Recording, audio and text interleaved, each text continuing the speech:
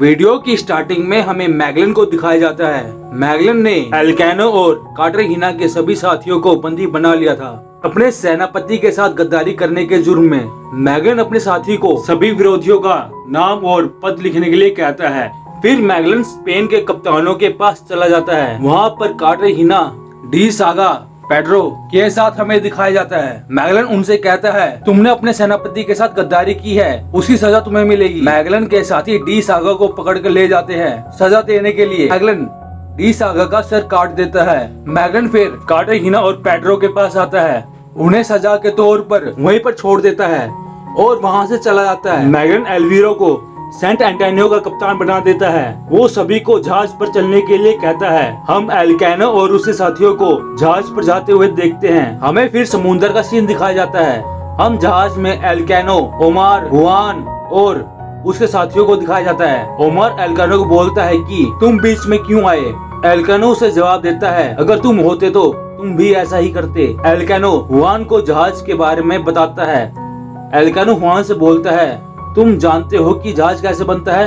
Hwan मना कर देता है। एल्केनो बताता है, उत्तर में पेड़ों की लकड़ियों से जहाँ पर अच्छी बारिश और धूप होती है, और कहता है, जब मैं छोटा था अपने पिता के साथ वहाँ पर जाया करता था। वहाँ पर बंदरगाह थी जहाँ पर जहाजों की मरम्मत होती थी और मैं मरम्मत देखने के लिए वहाँ पर जाता था। एल्केनो कहता है, तुम हमें कुछ पढ़ के सुनाओ। हुआन अपनी वही पुरानी कहानी सुनाता है। ओमार कहता है, इसके अलावा और कोई कहानी नहीं है। सब हंसने लग जाते हैं। हमें डी फैग्रेटा की आवाज सुनाई देती है। वो बताता है कि हमें सिविल की बंदरगाह से निकले हुए 436 दिन हो गए हैं और बोलता है, सैम जुलियन पर जो घटना हुई है उसकी गूंज आज भी कानों में गूंज रही है। हम दक्षिण की ओर बढ़ते ही जा रहे हैं। मैगलन को लगता है कि खजाने पर जाने वाला रास्ता अब बस आने ही वाला है। वो सभी आगे बढ़ते जा रहे हैं, पर काफी दिन हो गए थे, वो रास्ता अभी तक नहीं दिखा था। उनके सभी साथी मैगलन पर संदेह कर रहे थे। तभी उन्हें कुछ दिखता है। मैगलन उन्हें अपने जहाज की दिशा बदलने के लिए कहता है। मैगलन पानी को चेक कर रहा था। मैगलन को एक व्हेल दिखती है।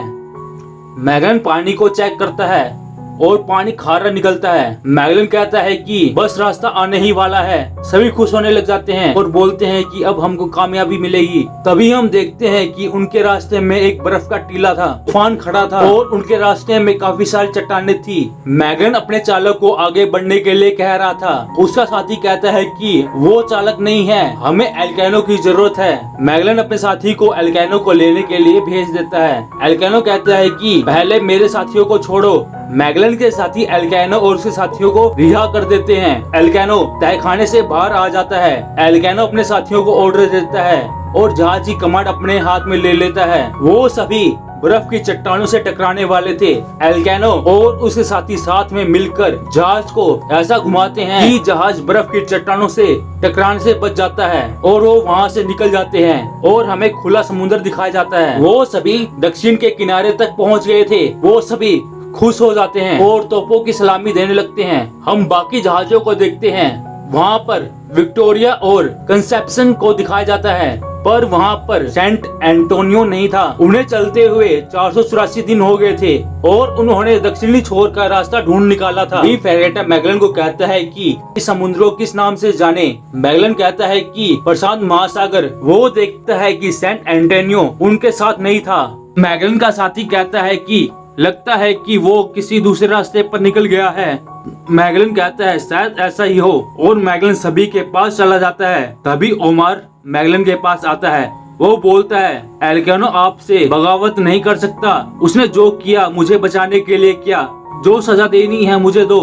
मैगलन वहाँ से चुपचाप चला जाता है। वो सभी के पास जाकर कहता है, अगर हम सभी एक साथ मिलकर काम करें तो अपनी मंजिल तक पहुँच जाएंगे। मैगलन एल्केनो के पास चला जाता है। मैगलन एल्केनो से बोलता है, तुम खजाने का क्या करोगे। एल्केनो बोलता है, अभी सोचा नहीं, पहले हमें द्वीप मिल जाए। खजाने को कैसे लेकर जाना है ये सोचना होगा। मैगलन कहता है, फिर भी तुमने कुछ सोचा होगा। तुम्हें अपना जहाज वापस नहीं लेना। एल्केनो कहता है, नहीं, मैं नया जहाज लूंगा।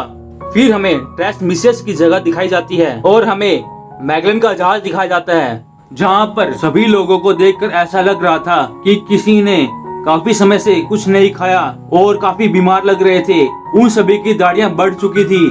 हम मैगलन को देखते हैं, वो अपने कमरे में कुछ ढूंढ रहा था। तभी उसके पास एक आदमी आ जाता है। वो उसे कहता है कि कंसेप्शन जहाज के कुछ आदमी मर गए हैं और कुछ बीमार हैं। हम दो आदमियों को देखते हैं जो काफी बीमार थे। मैगलन उनके पास आ जाता है। मैगलन के साथी बताते हैं कि इस बीमारी के बारे में वास्को डिगामा ने बताया था। ये बीमारी बासी हवा से फैलती है। 2 महीने में वास्को डिगामा के कुछ आदमी मर गए थे। मैगलन सभी को कमरे की खिड़कियां खोलने के लिए कहता है और बारिश का पानी पीने के लिए मना करता है। उसका साथी बताता है कि बस हमारे पास पीने के लिए वही पानी है और खाना और पीना पहले ही खत्म हो गया है। हवा तो पूर्व दिशा से ही आ रही है। जो 2 जने बीमार थे वो मर जाते हैं। सभी लोग उन 2 आदमियों को सम्मान के साथ समुद्र में डाल देते हैं।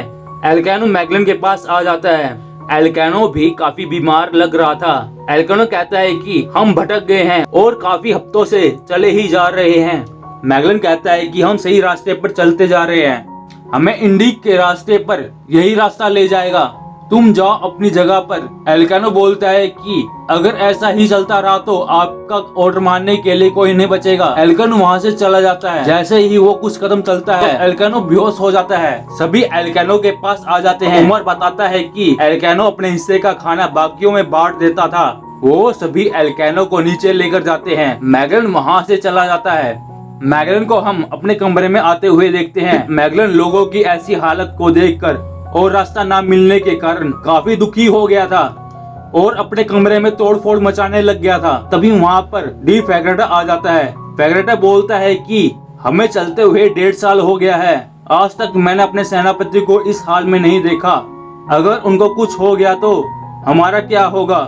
हमें फिर ओमार को दिखाया जाता है। वो बोलता है मेरा पालन पोषण बुरे हालात में हुआ था और वो लकड़ी की छाल निकालकर गर्म पानी में उबाल कर खा रहा था। उन सभी की ऐसी बुरी हालत हो गई थी। हमें हुआन को एल्कानो के पास दिखाया जाता है। हुआन बोलता है कि आपने मुझे पढ़ना सिखाया और जहाज चलाना सिखाया और आपको अगर कुछ हो गया तो मेरा क्या होगा। फिर हम देखते हैं कि एल्कानो को अचानक से होश आ जाता है। एल्कानो देखता है कि उसके आसपास कोई नहीं था, सिर्फ एक आदमी था जो उसे आराम करने के लिए कहता है। और यहीं पर हमारा 4th एपिसोड खत्म हो जाता है। फिर मिलता हूँ अगली वीडियो में न्यू वीडियो और न्यू सीरीज के एक्सप्लेनेशन के साथ।